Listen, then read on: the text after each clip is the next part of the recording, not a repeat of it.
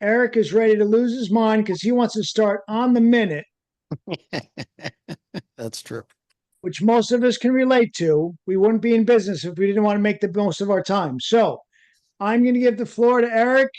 All right. Anybody has any information, shove it in the chat, and Connor and I will get to you as soon as we can. So the floor is yours, Mr. Sprague.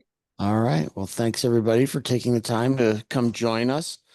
And we are going to talk about hiring, which is not an easy thing. And it's equal parts art and science, I think, to a degree, right? And we are going to start today with a goal. We want to build a team with the ability to handle day-to-day problems so you can focus on bigger opportunities, right? Whether you're a manager or an owner, the goal is to be able to get more work done and less of it by you, right? So that you're not the bottleneck in your business so that it can actually continue to grow. And you can't do that without capable people. And to get capable people, we have to be good at hiring, right? So the goal for today is how do we get the best people in the building? And then we'll have future webinars on how to keep them there, right? But today is just let's get them in the building, right? So why build a great team? Well, you can't grow without a team, right? You can only get so much revenue as an owner operator. There's nothing wrong with being an owner operator, but the thing is that if we want to continue to grow, if we want to be able to take a vacation, if we want to be able to, like, if we get injured, we want somebody to continue making money for us, right? We need to build a team.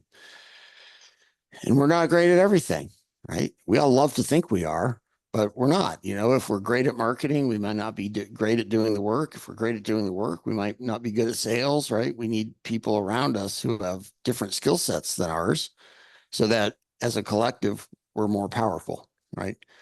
And then, yeah, it's nice to take a vacation and still make money, right? The best thing ever is when you're gone for a week or two and your team's just making you money like you were never gone, right? That's the goal that most of us have. And to be honest, not enough of us reach it, right? We ended up becoming completely immersed in our business. So we need to build good people around us and good teams, right? And a lot of us we have to overcome limiting beliefs when it comes to hiring, right? The one that we hear all the time is I'll train them and then they're just going to leave, right? As soon as I get them trained up, they're going to bail on me, right? Well, they might, but the chances are that they won't. We're going to talk about that a little bit later about who to hire, right? I don't know how to build a team. I've never done it before, right? I'm not exactly sure what to do, right? Nothing wrong there. Larry and I were there for sure. We didn't know what to do. We had to learn the hard way. I'm not a natural leader, right? I like to go do the work. I like to, I'm kind of in my own head. I'm good at doing. I don't know if I'm good at leading. Right? Leadership, nobody who's ever born a leader. People say born leader. Nobody came onto this earth and they were just a leader. You can become a leader through time, energy, and effort, right? And then I don't know when to hire. When do I need a person? When can I afford a person? Right? These are all things that we have to concern ourselves with. So those are some of the things that we're going to address today. And before we begin, we have two choices in life. We can live in abundance or we can live in scarcity in our mind, right? And the people who tend to be abundant in all ways, not just with money, but also with people, right? The people who I see, and I have done this, who are living in scarcity think, I could never get a good person to work for me. I could never keep them in the building. They're just going to leave me, right? That is not true. There's all kinds of people who would love nothing more than have a great job with you and to build a career with you and to help you grow your business. So, I mean, look, if Larry and I could do it and Holland's doing it, I know, and a bunch of you guys are doing it, it can be done. So we have to live in a mindset of abundance before we go. All right, enough of that. So hold on, I'm still letting people in. Connor, can you are you letting people in? Yeah, I'm taking care of that. Okay, cool. All right. So Focus, man. Focus. You can make this happen here. you got all these things happening on the screen, right? So yeah, let's get into hiring a little bit, right? When it comes to hiring, we want to be able to create a repeatable system. We want to be able to do at the same time, same way every single time, right? That we need people. One of the ways that we can do that is build a system, have some sort of tool like a personality assessment pre-interview so that we're putting the right people in the right spot on the bus, right? And then multiple interviews and multiple interviewers, right? Is anybody other than me super impatient and just hired lots of the wrong people because you just wanted to fill a van and get going? If you have, throw a thumbs up in the chat or something if you've done that, right? Like, I have done this so many times and it never got me anywhere, right? So the first thing is that we have to have a system, and I'll start with a story. So in our company, I used to do all the hiring, and as we kept growing, I'm a super impatient person by nature, and I just want to get work done, right? And sometimes I miss the bigger picture, and I was just like, literally, people would come in. If they could fog a mirror, I'm like, you're hired, right? Just go, right? I want to get stuff done. And finally, as we kept growing and I hired dud after dud after dud, my team came to me and was like, these are the four people who came to me, right? My office team, who usually had to bear the brunt of this, came to me and said, Eric, you're totally fired from hiring. You're terrible at it. You're too impatient. You don't have a system. Basically, everybody that comes in, you just say yes, which was true. And then I didn't have to deal with all the fallout from all the duds that I was hiring. My team was, right? So they're pissed at me, for lack of a better way to say it, right? So they were sick of it. And we had Leslie, who's pictured here. She was my office manager. Leslie was very systems driven, and she was very no BS, right? She was just like, we need a system to hire. We need to have a way that every single hire goes the same way. We need multiple people to meet this person so that we have consensus in our business that this person's good, right? Now, look, if you're an owner operator, that's going to be harder, right? It's you, right? You're going to have to be better. Maybe you're even bringing somebody else in from the outside to get a second set of eyes. But Leslie came up with a 7-step hiring system that we literally used for years and years, and it worked amazing. And look, and the beauty was I had nothing to do with it, because if I was doing this, it would have been bad. So what we did is, the first thing she recognized, and maybe, somebody could raise their hand if they've had this too, where we would schedule appointments for interviews, and then literally half to 2/3 of the people wouldn't show up. So now we're sitting in the office waiting for somebody to come. Nobody shows. And it's just wasting valuable time. And so what we had to do was, she was like, okay, let's have mass interviews. Let's just, have an open call. It's 9 a.m. on Wednesday. That's when we're interviewing, and have them all come into the office at the same time. And whoever shows up, shows up. Well, it's interesting. Number one, that saved us all a lot of time. But number two, there's something about sitting in a room with 10 other people vying for one job, where all of a sudden that job feels like it's more important to those people, right? They can see their competition for that job sitting in that room. And all of a sudden they realize that your place of business is a desirable place to work, because there's obviously other people wanting this job as well, right? So people tend to bring their A game. So as soon as we started doing mass interviews, everything got better. Now, what did that look like? So the first thing that they would do is come in and take a personality and skills test, right? So we would give them an application form with a pencil and a calculator, and they would fill out their application. Then we had a DISC personality assessment. We're going to talk more about DISC. It doesn't matter what type of assessment. Why were we doing that? Because we wanted to see how this person thought. Did they actually have the traits that would make a good technician or a good office person or whatever, right? And then we had a basic skills test, some basic math questions. Could they figure out the square footage of a room? Because we were cleaning carpet a lot of the time, right? Could they figure out tax on a bill? Just like basic, like a half a dozen very basic questions, just to see how they thought. Did they have the ability to think for themselves, right? So that was step 2. So they're all sitting in a room, filling out the app, taking the personality assessment, and then doing the test, right? So all of a sudden they're seeing right away that we're serious about this. It isn't like anybody can come in and get a job here. There are actually things that you have to do to earn a job here. So that changed everything like immediately. Then it took it to step 3. So the other 2 of the office ladies, because most of the time in home services, not always, most of the time though, we're having male technician, predominantly male applicants, often going to homes dealing with female clients who are the only people home. Like that's most of us. We instituted a thing, the ladies in the office called the creeper test. That was interview number 1.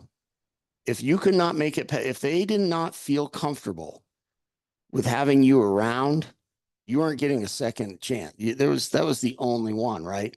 So 2 of the office ladies from these interviews, like say that we had 10 or 15 people in the office, they would do a quick interview just to get a feel for that person, male or female, right? And to be honest, they were, their BS meter was more finely tuned than mine. I was always impatient, like, yeah, I just want to get you out on the road and let's go make some money. They were just like, do I want this person in my house? Would I feel comfortable with this person if I was home alone? Right. That is a big deal in home services. That's like everything, right? Because we want to make sure that our clients feel good about our people showing up. So creeper test was number 3. That was right on day 1 when they were doing their personality assessment and test and application. So the next one was, so let's say we had 10 people, just to make it easy. And my office team said, we like these 3. Okay, great. Now I have 3 people. And this slide is in red because people don't do this enough. I certainly didn't do it either. You got to do your due diligence. You've got to call their references. You've got to check them out on Facebook and Instagram and TikTok and Snapchat and whatever else, right? Because you've got to make sure that the person that you're hiring is a person that you would want in your mother's house or your grandmother's house, right? Like, are we getting the person that we want to represent us? So make sure you're calling references, doing background checks, all that stuff before you move that person to a second interview. Because a lot of times they would pick somebody and then all of a sudden we're doing our background check on that person and we're like, can't have that person. They have a background that isn't conducive to what we need or want, right? So do the background. That's step 4. Next thing is a ride along. So the second interview, we got past the number 1 interview with the ladies. Second interview was a ride along with either a very senior technician or a manager. And what we're really trying to do here was wear them down, because most people can hold it together in a 15 or 20-minute interview. They can't hold it together for 8 hours out in the field with somebody asking them a bazillion questions, right? What we were trying to do is get to the real person, and inevitably I would get a call at like 2 p.m. from a manager and go, yeah, Larry's not going to work out. Well, why? Well, we took him to lunch and all of a sudden he started talking about, prison time and this and that and the other thing, right? And we're just like, okay, that's not going to work, right? So you can, as long as you pay them for the day, I believe, Megan, but you'd have to check. That was years ago. So check it out. We were in California. We were doing that. Make sure it's legit where you are. So yeah, if you can do a ride along, right? Do the ride along, because a lot comes out when it's not the boss or the office there. They start to let their guard down with the other techs and they start to feel comfortable. And then you start to get really who that person is. So if you can do a ride along, I would suggest that. Next step, manager review and meeting, right? So like if we're going to get through 2 interviews and we have a few people left, the people that have met this applicant, the managers who are going to run this person, should be sitting down and having a conversation about, this is what I like about them. This is what I'm not so sure about. This is the fear. I don't know if the guys are going to get along with he or she or whatever, right? We want to have as many touches as we can to try to not hire the bad apple and blow the building up, because that's what happens, right? Every time we hire a bad apple, the fallout is months long, usually, which was my problem, right? And then the last step, if they make it through all of that, you're going to make you're going to be making a job offer, right? And the job offer has to be very clear as to what their responsibilities are, what the pay is, what the benefits are, right? We have to make sure that we're making a good offer, right? And when we started doing these, and look, the feedback that we would have from other people would always be like, oh my gosh, that's 3 interviews. How do you get anybody to come for 3 interviews? Look, if that person doesn't want my job badly enough to come to 3 interviews, then I probably don't want them. Did that weed out certain people? Yeah, it did. But if they really wanted to work for me and Larry, then 3 interviews was it. That's how we did it. And to be honest, once we put this 7-step process in place, very few duds got through that whole process. Pretty much everybody who made it through would last a fair amount of time, because we had gotten down to these are the right people. This is who we need to have here. And we had a consensus of people in our company that had been around this person saying, yeah, we're willing to work with he or she. Right. That was the part I was missing the most. I wasn't getting any input from the people who actually were going to work with them. I was just making a decision unilaterally on my own, saying, yeah, good, we'll take it, you know? So you have to, make sure that you include others in the process if you have others, right? Now, look, if you're a 1-person show or you only have a couple people, then obviously you're going to have to tweak this for what your situation is. I mean, Larry and I were just the 2 of us for, fair amount of time. So we would have to tweak that to do both of us like this person. What did we like? What did we not like? Right. And we were not good at it. I'll be very honest. It was a real struggle for us because we just always were just hiring and hire. And it's a never ending problem when you do that. Anybody else ever have that problem? Just hiring and hire. And next thing you know, you get a whole building full of people that you don't actually want to be around very much. I've been there, right? I remember points where Larry and I, before we started doing this kind of thing, we would literally call each other and be like, do you feel like going in today? I don't feel like going in today and dealing with all the hassle of these people. Right. And it's like, wait a minute, we own the business. We've got to figure this out so that we're working with people that we know, like, and trust. Right. It takes work to get there. So that was the 7-step. And Larry, you're going to send this to everybody if they want to go back through it. Right. Yeah. Okay. So everybody get a replay.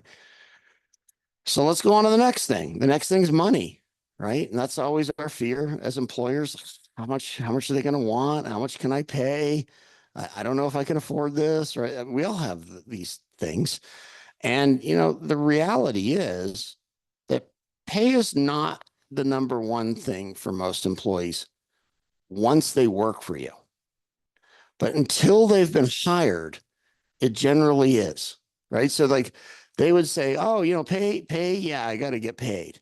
And then once they get in your business and they like you and it has a nice feel and they're well treated, then all of a sudden the pay is not so important anymore, not as important.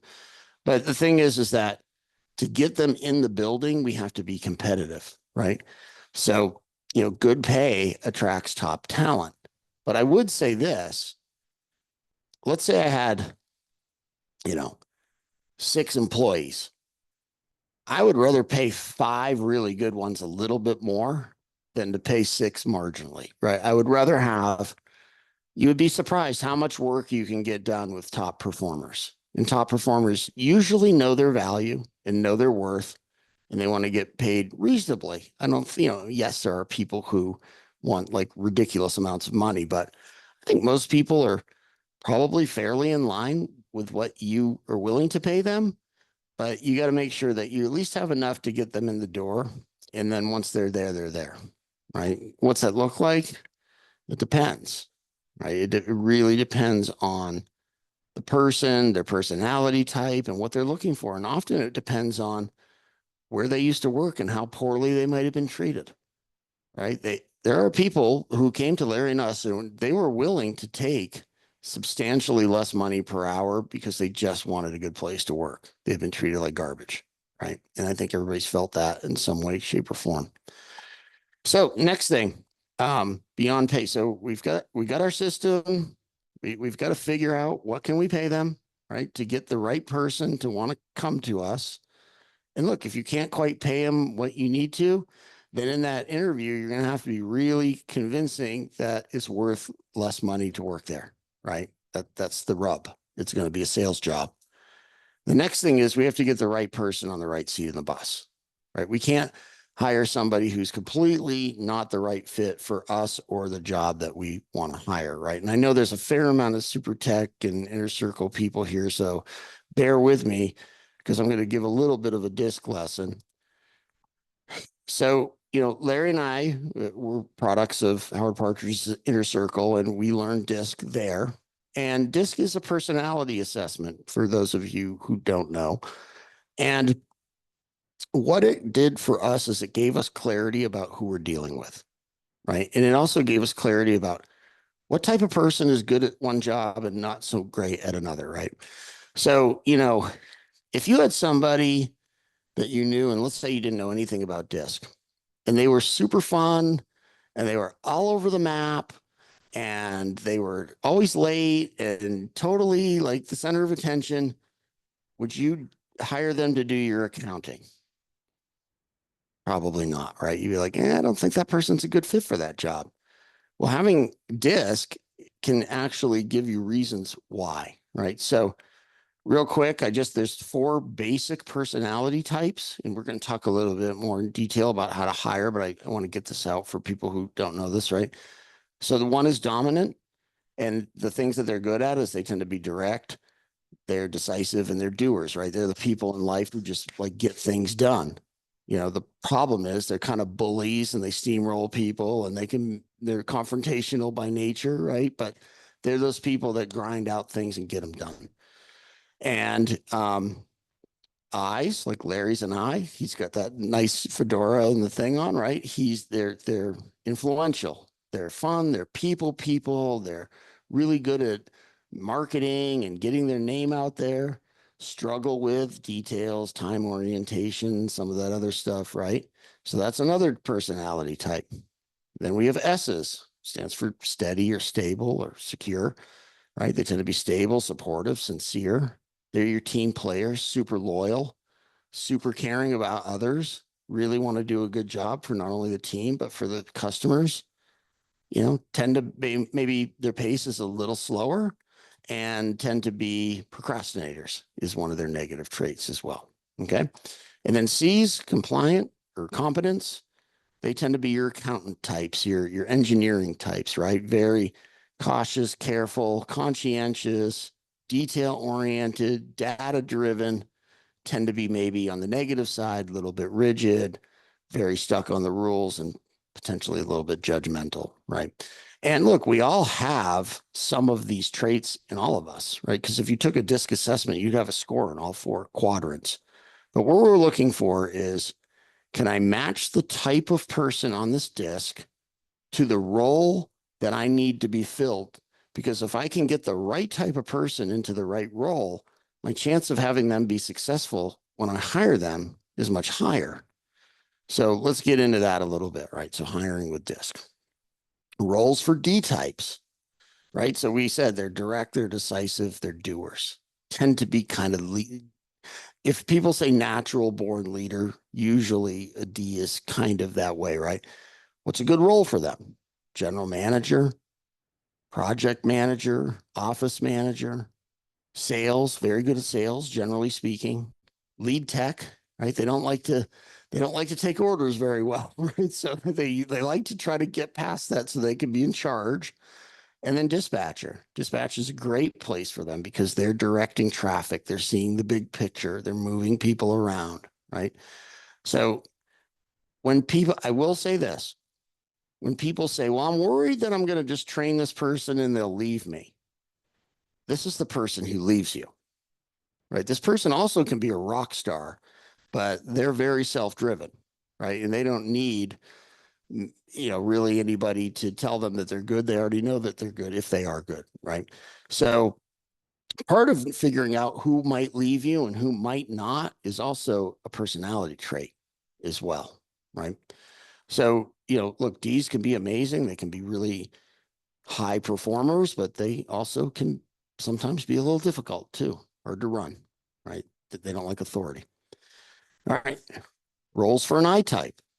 I type like Larry, interactive, optimistic, fun, right? They're really good at business development, marketing, receptionist, CSR, customer service, right? Anything where they're interacting or interfacing with outside people, they're excellent at this. Now, notice I didn't put sales because people always lump sales and marketing together. But oftentimes, people with a high I personality maybe aren't quite as good at sales because they want to people please, right? And that's when you give away the farm or you give 3 rooms of carpet for free because that person's really nice or whatever, right? But amazing marketers, the best, right? Some of you guys know Jim Bardwell, Larry, guys like that, very good at out there making your company grow. That's the goal. Roles for S types. Look, S types are like your best technicians too, by the way, right? They're loyal. They care about the customer. They're team players. They're that person that when you get that last call at 7 p.m., even though they're dog tired, they go because they're into the team doing well. They want to help that person, right? Great roles for S's. Field technician, also receptionist, CSR, right? We're serving other people. Quality control, making sure stuff got done right. Administrative work, right? Really good. If you look back at our cleaning and restoration company, I would say 7 out of 10 technicians were probably S was their highest score, right? They love to get out there and help people and make the community better, right? And then C types, roles for C types, who are careful, logical, like to do things right. They're correct. Right. Again, field technicians, very good field technicians because they're good at doing the work. They're really good at getting it done right. Quality control, they're the best at this. If you want to make sure that it's done right, send a high C out to check. That person will make sure it's done right. Administrative roles, again, it's all about doing things the right way. Dispatcher and accounting. Right? Detail-oriented jobs C's excel at. So the reason I'm telling all of this in hiring is you can start figuring out in your company who would be the best fit for each role that I'm hiring for. So if I'm going to hire Larry, who's a high I, I'm probably not going to put him in front of a quality control job. Right? That's probably, long term. I mean, it's not that he couldn't do it. He could, but that's not his natural inclination. Right? I could put Kevin Babb in that role, and he's going to excel all day long. He's going to find every single thing that needed to be fixed. Right? Kevin's going, yeah. Because I know Kevin, he's high C. So he's going to be a natural fit for that. Right? But I wouldn't hire Kevin to go do Larry's job as a business development rep. Right? Because it doesn't mean Kevin couldn't do it, but it's not going to come naturally to him like it does to Larry. So I'm trying to put people by figuring out who they are with a quick assessment. I'm not saying I wouldn't hire a certain person with a certain disc to do a job, but you will see over time if you do this, excuse me, that certain types of people just excel at certain roles. So why not put them there? That's working in their strength zone. Anybody have any questions about that before we move on? I know it's a lot. You throw in the chat.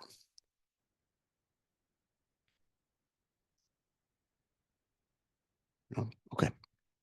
I must have explained that perfectly then. All right. And then the next thing that we have to consider is who are we hiring? Right? I could see the faces. Some of us here are young. Some of us here are little older, right? And what we have to recognize is the people who are probably coming to our business to get a job now tend to be more like Connor's age. Connor, how old are you? 21.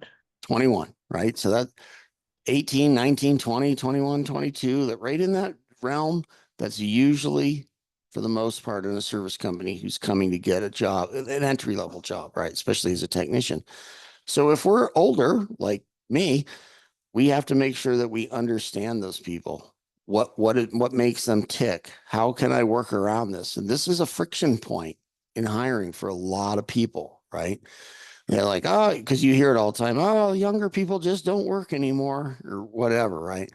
And the thing is that Larry and I live this. So I won't go full deep into it, but when Larry and I are, older, almost baby boomers, and when we started our business, we were running everybody like we were run by our older parents and bosses, right? Which was haze the crap out of you, throw tools at you, tell you you're stupid every day until all of a sudden you're in. Like you get to be one of the guys, but you have to have a year or two of hazing. So we were doing that and we were losing people all the time, right? Because they were into it. They were a younger crowd. They were millennials and we didn't know that that wasn't normal anymore. So we had to learn to adapt to what they liked and disliked so that we could be successful. And we'll get into that a little bit in a minute. But so if the Connors of the world are the people who are generally coming to want a job with us, we have to make ourselves attractive to them so that they will consider working for us or staying even, right? So I'm not going to go really deep into this. You guys can go through this when in your own time when you get this replay, but Gen Z values purpose-driven work, right? Well, the good news is for home service people, everything we do is purpose-driven. We're helping people make their lives better. If you're a restoration contractor, you're saving the day when the house has either been on fire or underwater. If you're a carpet cleaner, you're making that room beautiful again so they can feel good about their house.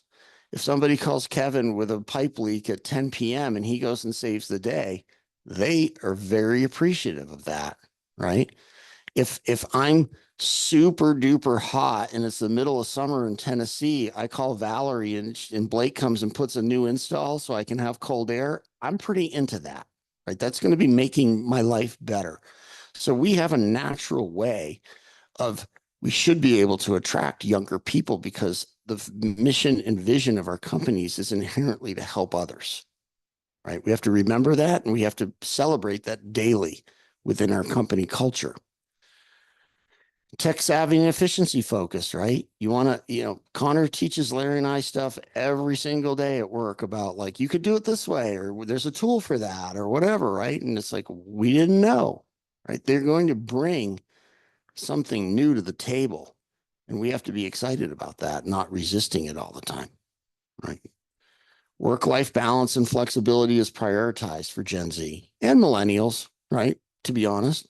So that's always the rub in home services. A lot of times, look, we have busy seasons and we need to work 6 days a week, 12 hours a day. That's hard to be balanced when that's the case, right? So we have to figure out a way.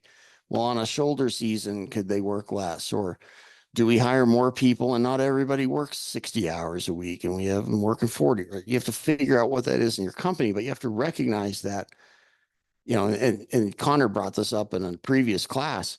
Also, a lot of younger people, they grew up with side hustle culture. They've got a couple little micro businesses going at the same time. They don't want to work 60 hours. They want to work enough to be stable and then try to do some other stuff too. We have to recognize that, right? Shorter attention spans with the rise of social media and fast moving content. Many Gen Zs struggle to maintain focus on tasks for a long period of time. I think you could argue that all of us, no matter what our age, because we're all like on the phone all the time. I was looking for my phone, I couldn't find it. If we're on this a fair amount of time, our attention spans are going down too. It's not an age thing; it's everybody thing, right?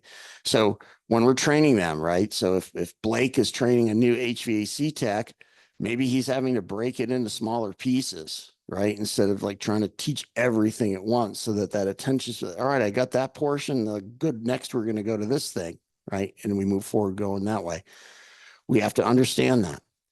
Over reliance on technology, while they're highly tech savvy, Gen Z can sometimes rely too heavily on technology for problem solving. I used to have a hard time with this. I would get a call. Hey, I don't know how to do this. I'm getting in my truck and I drive over there and I'm like, oh, yeah, we just have to do this, this, this, this, and this. And then I'm realizing like, oh, you didn't even try to solve the problem. Your problem solving was calling me to come solve the problem, right? So the thing that we have to learn as managers and owners is to teach them how to problem solve. If they're not good at problem solving yet, then that's part of the learning curve, right? Hey, I don't know. Before I get in my truck and drive over there, what do you think I should do? Why don't you get me on FaceTime and show me what you think we should be doing, right? So that's part of the process. Desire for instant gratification. Right? This is a big complaint for a lot of older folks that they don't want to pay their dues, that you think they're going to be the president of the company in 3 weeks, or whatever it might be, or, I'm here for 2 weeks, I get a raise, right? All of these things. We have to learn to set expectations in that hiring process so they know what the path to progression looks like. Like if we don't have a job description and then showing them what the multiple ways to improve here are, they're not going to buy in as easily, right? If you can show that during that process of potentially hiring them, hey, we're hiring you for, assistant technician. If you want to become a lead, this is what has to happen. If you want to become an estimator, this is what has to happen. If you want to move into sales, this is what has to happen. This is generally how long it takes to become a lead technician. All of a sudden, now they know the rules of the game. That gives them something to shoot for. It gives anybody something to shoot for, right? It's not just an age thing. Difficulty with face-to-face communication, right? Now, look, there's a couple of things at hand here, right? Especially depending on where you live. We have younger people who have spent a lot of time communicating with this, right? And we understand that. So that leaves some issue. And then you also have the pandemic where a lot of younger people were at a crucial age in their life. What was that, like 4 or 5 years ago? So some of these 20-year-olds, they were 16. And those are the years where you get really good at all of that reading body language and facial expression and all that. Well, what if you're stuck at home for 2 years during those crucial periods? It might be an issue when we get to workplace. So that's, again, we have to train these things. These are things that we have to work on, right? And then high expectations for flexibility. And I think this is one of the biggest friction points for all of us, right? Our jobs are the way we do work in home services. We're not that flexible. People need us at a certain time. They need us on a certain day. And a lot of younger folks, that's going to be a hard sell to them. They want more flexibility than that. So we have to make sure that maybe we're hiring a few extra people. Maybe they can work swing shifts. Maybe they work 4-day weeks. Like we have to become creative to make sure that we're an attractive place for them to come work.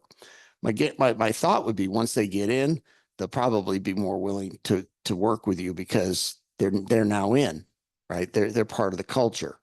But getting them there is half the battle, right? Desire for instant feedback. Anybody that knows me knows that Larry and I push monthly reviews very hard, right? We have a quick review sheet. Larry, can you pop that in the chat, or can people ask for the quick review sheet and we send it? How do you want to do that?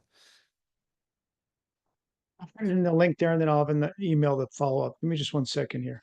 Okay. So yeah, I made a quick review sheet where I could do a review like within less than 10 minutes. Sometimes I'd drive out to a job site and do 4 or 5. I just keep pulling the guys out to the tailgate of my truck and just do a review. Why?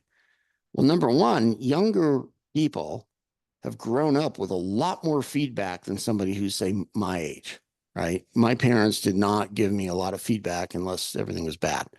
And I think, at school, everywhere, younger people have had a lot of feedback.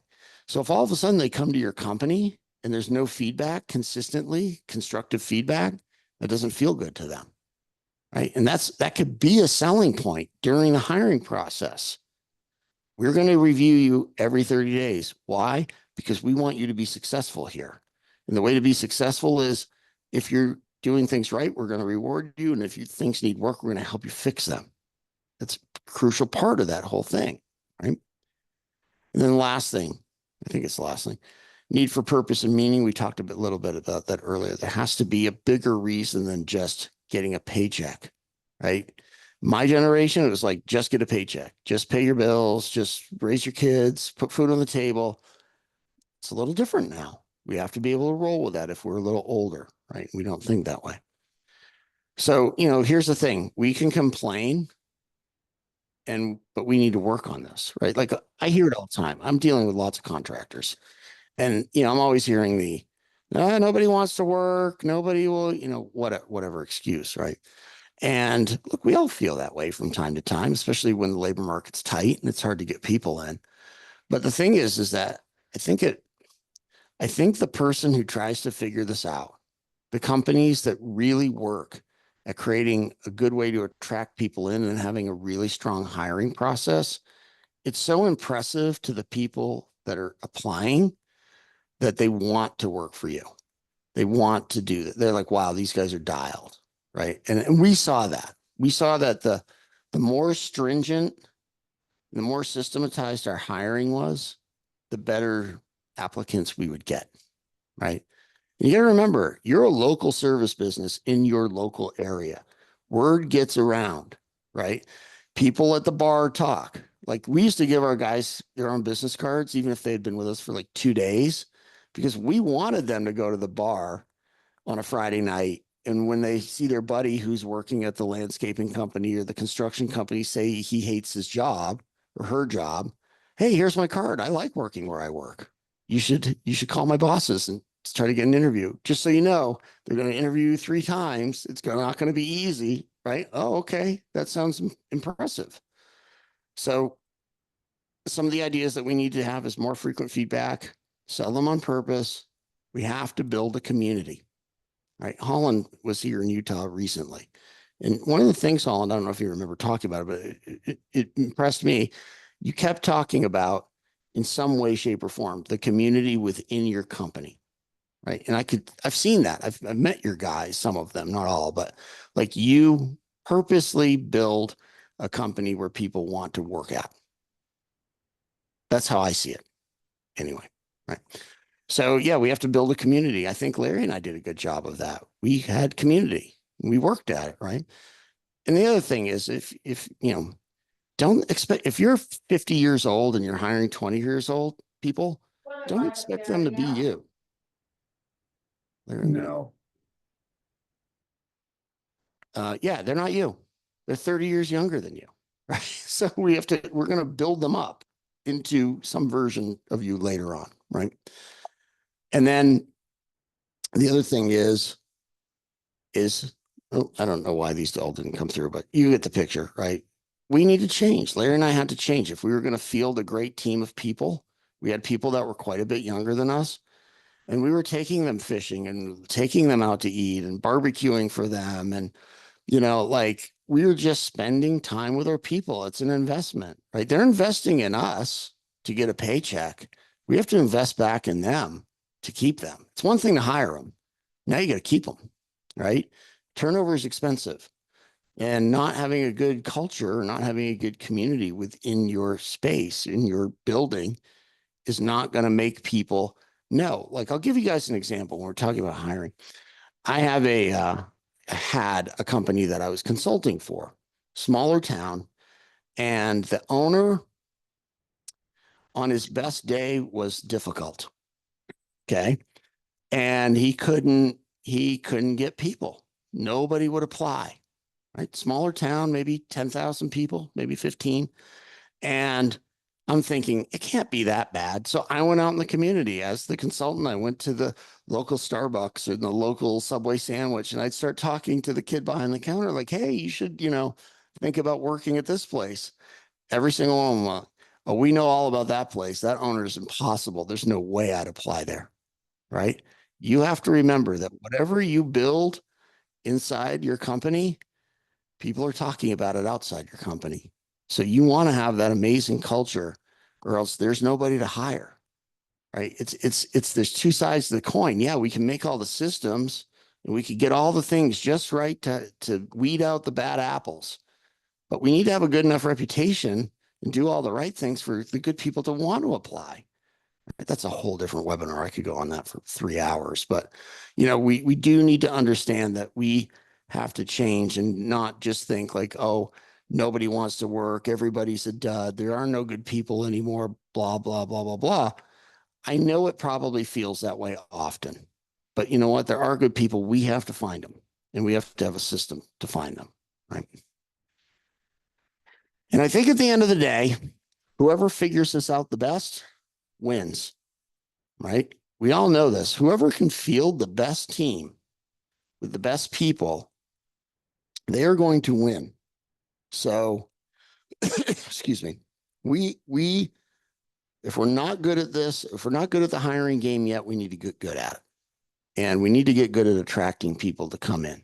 And we need only the best people, because if we have a room full of best people, they're going to attract more best people. A players only like to work with A players.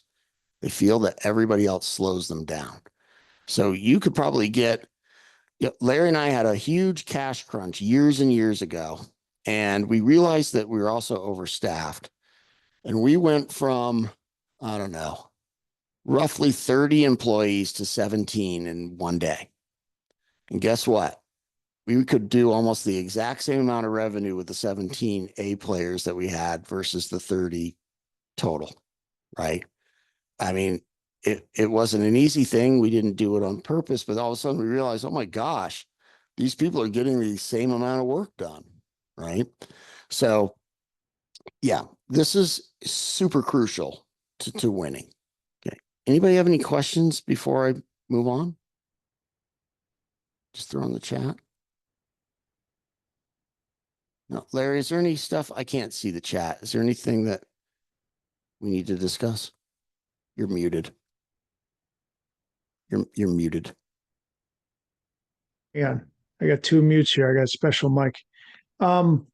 Derek was saying he's got employees doing videos, flattering videos on TikTok wearing their company's garb. I mean, that's horrible. You got to get that video off of there, and you got to have a strong conversation if it's worth it. Otherwise, get them out of there. Yeah. Okay. It's just tough. I mean, that's got to be in like your employee handbook. Your uniform is on when you're working.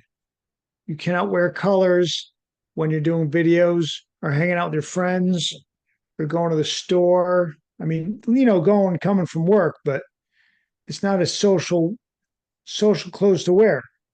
I mean, you think it's cool that they're advertising for you. Sometimes you get them hats, but they're out at a bar, they're partying, getting a little crazy, makes you look bad. You got to be careful with that. Yep. Okay. All right. So let's move on. So far we've covered create a hiring system. I'm not saying that has to be Leslie's 7-step hiring system. Find a hiring system that works for you. I do think having multiple interviews, and if you can, having more than one person be the interviewer, because, look, if Larry interviews somebody and I interview somebody, we're going to get a totally different take because we're going to ask different questions. We see the world through different eyes.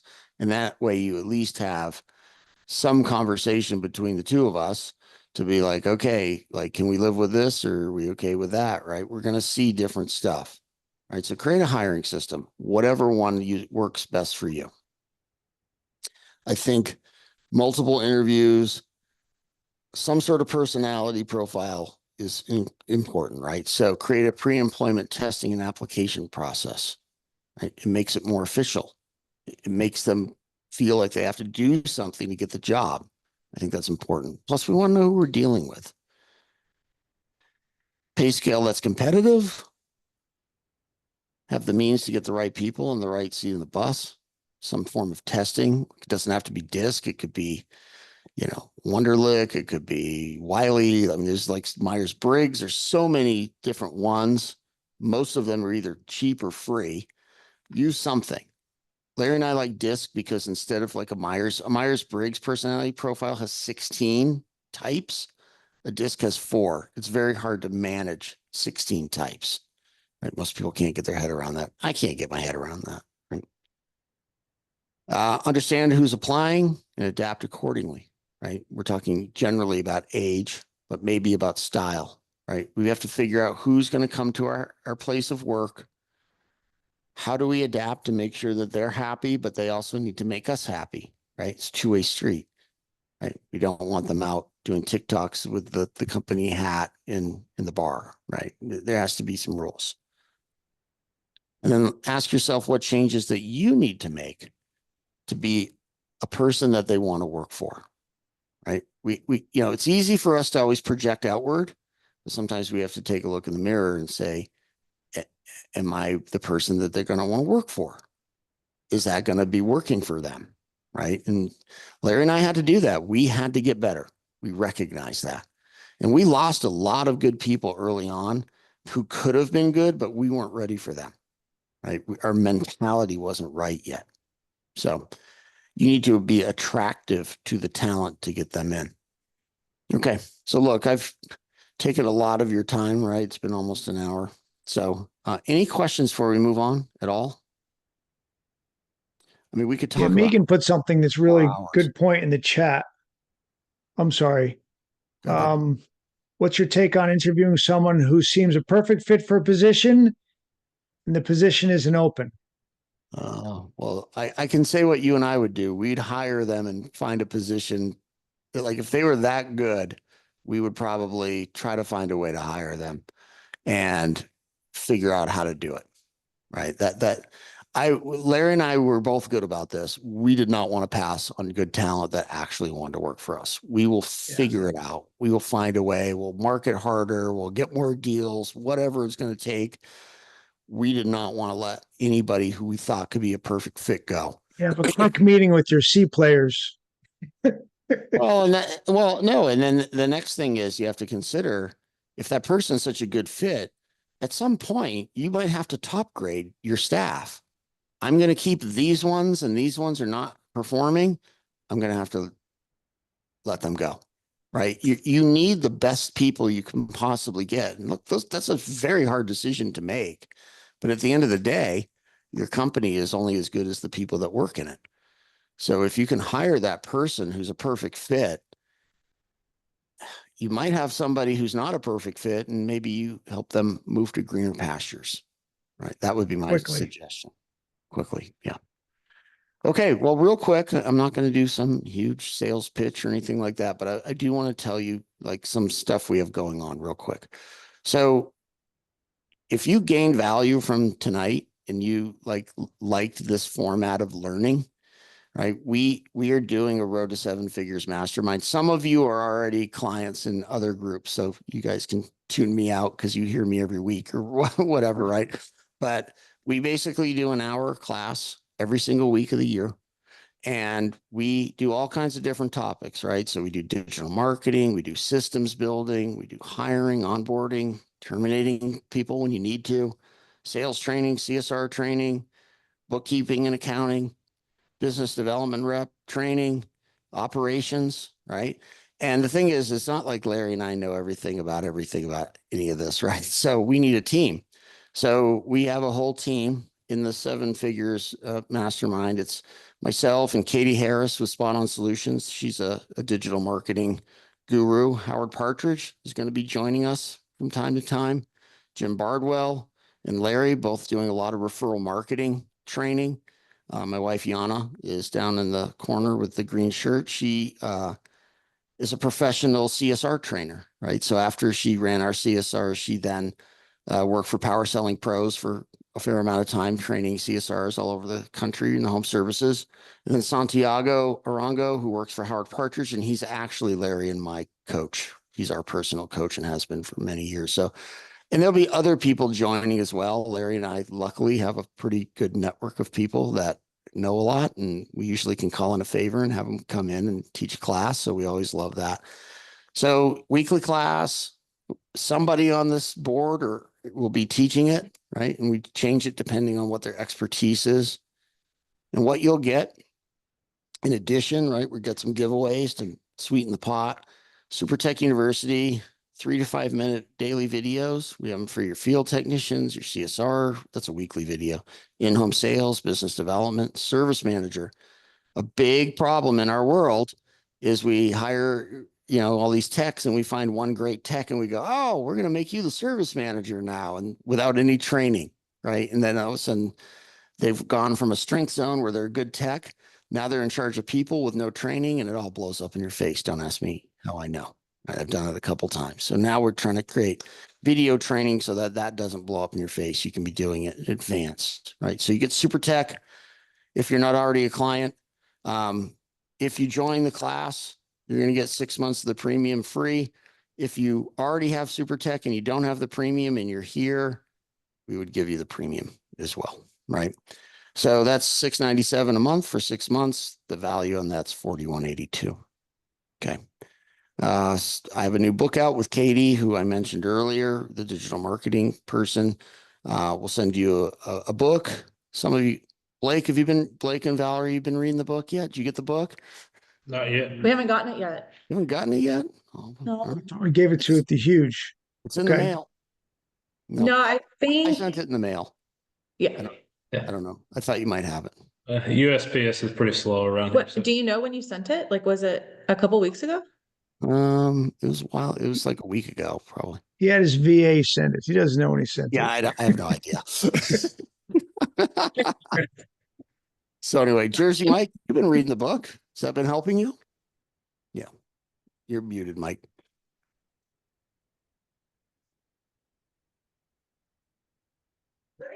Swearing at the screen. His Jersey swears are coming out. All right. Well, Mike's read the book. He liked it. Did I get it? Am I there? Yeah, there you You're go. there. All right, yeah. No, I read it. Yeah, I read it. And it was almost it was like the best thing I ever read. I haven't read too many books, and I took it to heart. It's amazing. Yeah. And now Mike went from owner operator having several employees in the last year. So good for you, Ben. Yeah. I mean, today I was able to go do some weird vapor steaming, taking out dents out of carpets, and my guys put up a big day, and I got feedback from both of them how they miss me, but these guys knocked it out of the park. I mean, There you go. it's amazing. It's amazing. It's happening. All right. Thanks, Mike. Appreciate that. And then Katie was kind enough to offer a ChatGPT course for free as part of that if you sign up, right, for through her SOS Navigator. And 2 tickets to our live event. We have retreats in Utah here at this office. Holland has been before. I think Holland left, but Holland's been here before. And what we do is you come to Ogden, Utah. You can see it's pretty here. We're right in the mountains, right? Not bad. And once you at the retreat, you could always go play golf or ski or fly fish or whatever. There's everything here. It depends on the season, right? Obviously. And what we do is we sit down. Katie and I run this course, and it would be free if you sign up for the class. Then you could come, and then we have like a 70-page workbook, and we just spend 2 days doing deep work on you and your business, right? And there's a lot of good that you can do in 2 days with a group of people that are all on the same page as you, right? So you get 2 tickets to that, and normally our people pay $3,000 to come, but you'd be a guest. The total value of the free gifts, $74.10, right? So that far exceeds what the investment is here. So the investment for this class, so it would be a class just like this every single week.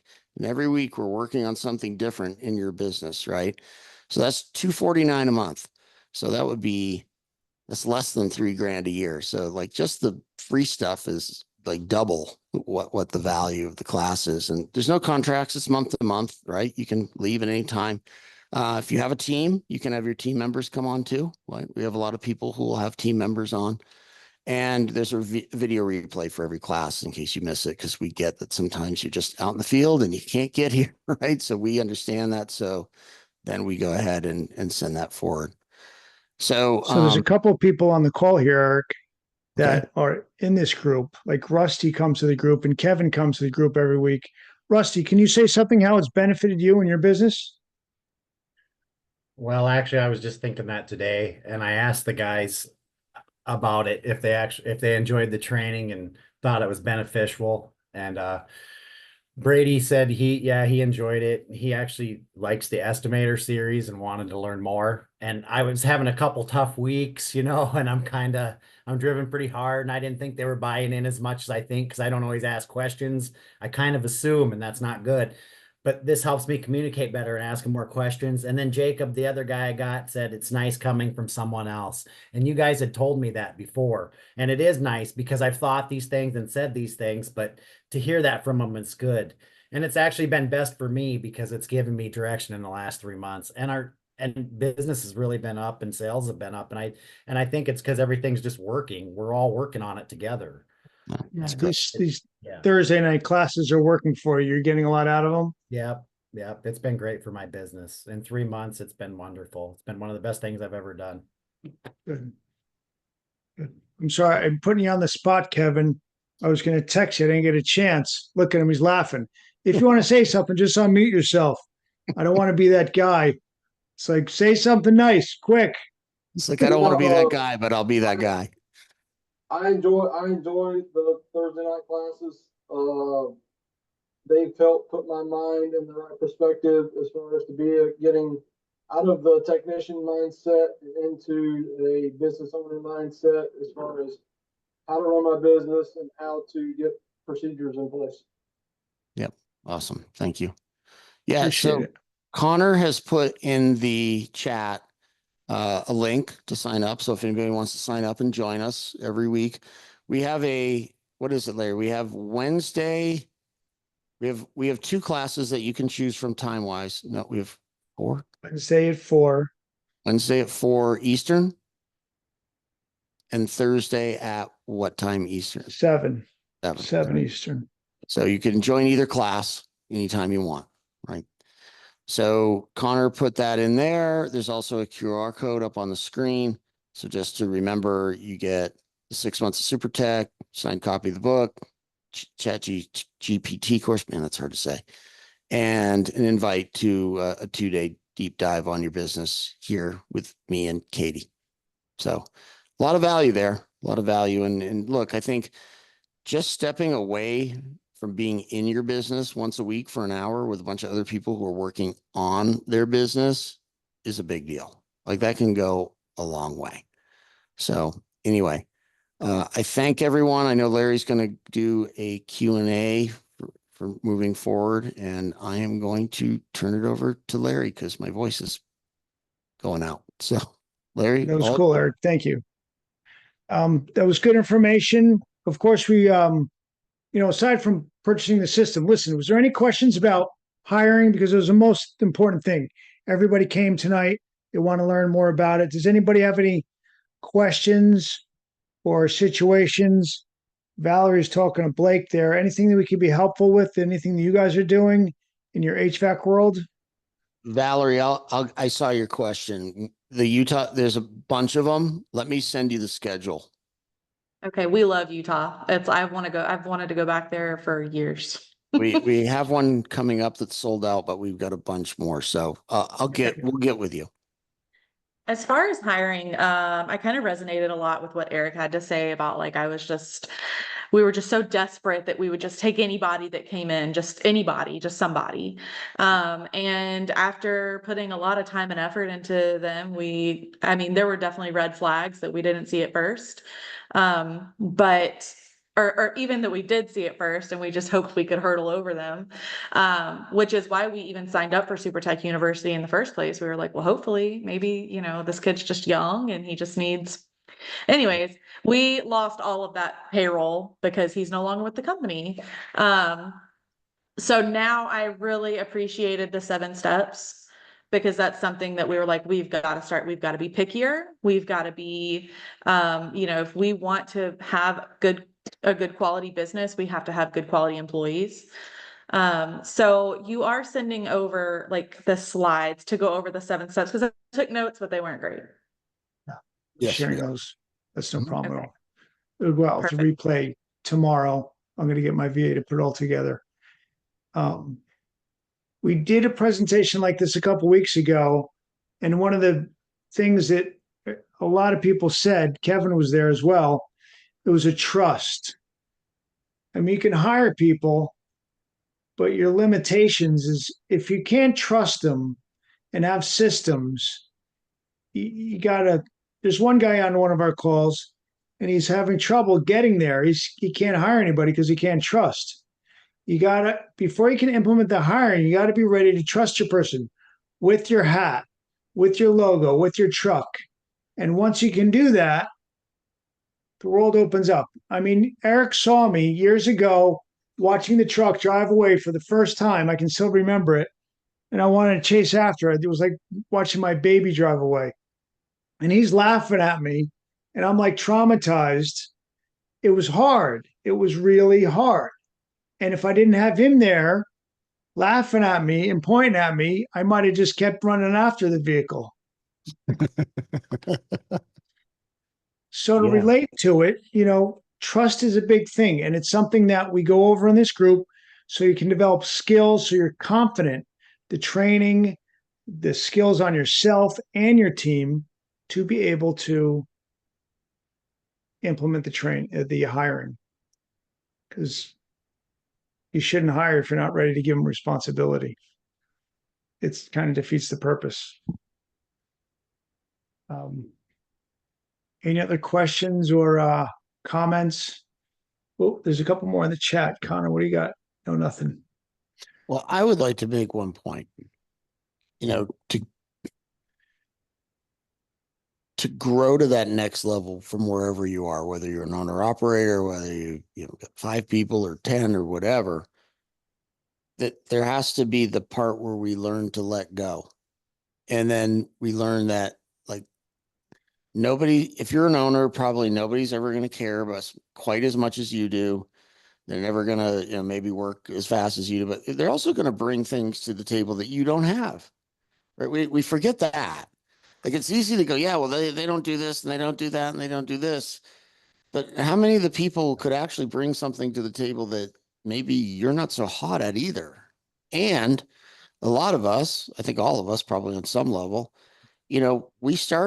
we bootstrapped our business from the get-go, right? We started in our garage, or we, started working it as a side hustle, whatever it might be, right?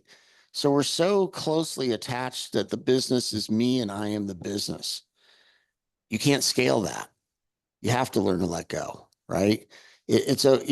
Jobs will go south. Jobs go south with you there too, right? It happens to all of us. So just make sure you got to realize as you hire, there has to be some trust, and it won't be perfect. It will never be perfect. We have to recognize that. It's hard. It's very hard. All right. Larry, you got anything else? I don't know. Any other questions before we shut it down? I will follow up with you folks tomorrow. We would love for you to work with us on a weekly basis. We are here for you. And it's a pleasure to see everybody. Thanks, guys. Appreciate the time. Everybody enjoy your night. And Mike, it's good to see you. Derek, it's good to see you too. Running around, pleasure as always. Kevin and Rusty, we'll see you guys tomorrow. It'll be a pleasure. And we got Alex, who's we're going to see in Utah. Yep. Derek, And, good seeing you again since the experience.